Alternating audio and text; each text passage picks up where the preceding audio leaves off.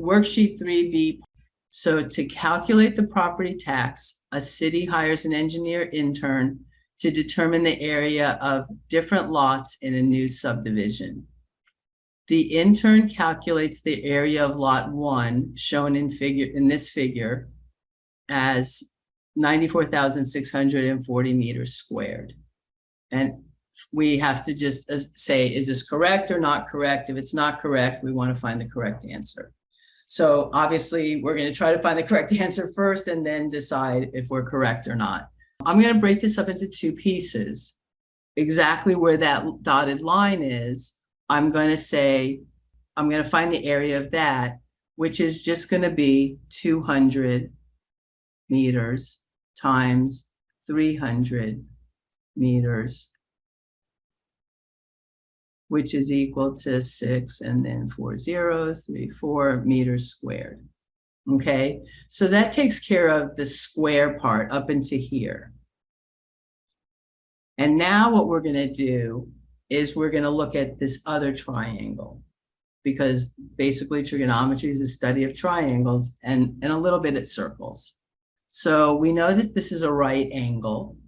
And if that angle up there is 30 degrees, here, and the whole thing here is obviously another 90, it would make this 60, because 60 and 30 is 90, and there's a 90-degree angle there. And then all the angles have to add up to 180, and we have 150, so this is 30 degrees. Now, what do I know? I know that I'm just going to take this triangle and put it down here so I can work with it. This is 30. This is a right triangle. This is 60 degrees. And we know that the height is, or the Y value, whichever you want to call it, is 200 meters. And what we want to do is find the area. Area of a triangle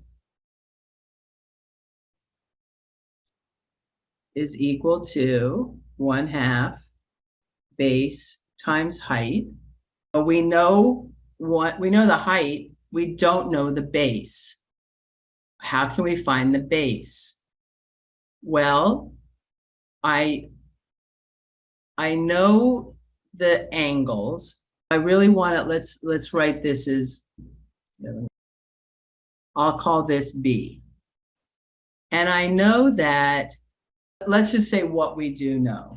I'm going to try not to work with tangent right away, because tangent is usually a little more confusing.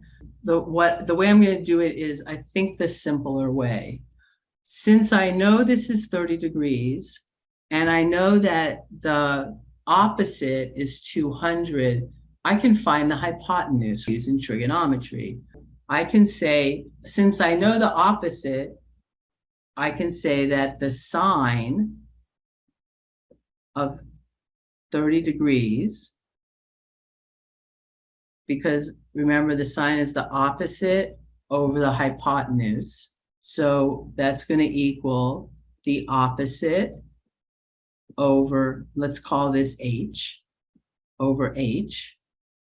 And then I can solve for H by multiplying both sides by H. So I say H sine of 30 degrees is equal to 200. And then I can say H is equal, I'm going to divide both sides by the sine of 30 degrees, equals sine of 30 degrees. And the sine of 30 degrees is 1/2. So I can say that H is equal to 200 divided by 1/2, which is equal to 400. Now I know the hypotenuse. Now, just for space considerations, I'm going to now change this H to 400. I can find my base because I have my hypotenuse. And now if I I can do one of two things. I can either use sine again and use this 60-degree angle, and that would be opposite, which is b over 400. Here, actually, let me write this down. I can say that the sine of 60 degrees is equal to b over 400. Or probably what I would personally do is I would still use the same 30 degrees. I'm not actually sure why I like to do it that way, but I'm pretty sure I would do that. And since it's adjacent, I need to use my cosine. So I can say the cosine of 30 degrees is equal to b over 400, right? So either way, it's the same. It just depends on which angle you pick and if you're using the adjacent or the opposite. So first I can say, let's do the cosine first. The cosine of 30 degrees is the square root of 3 over 2, which is equal to b over 400.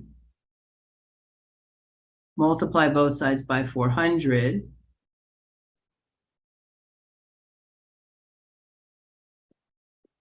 And I get b is equal to, again, 400 divided by 2 is 200 times the square root of 3. So I'm saying this is 200 times the square root of 3.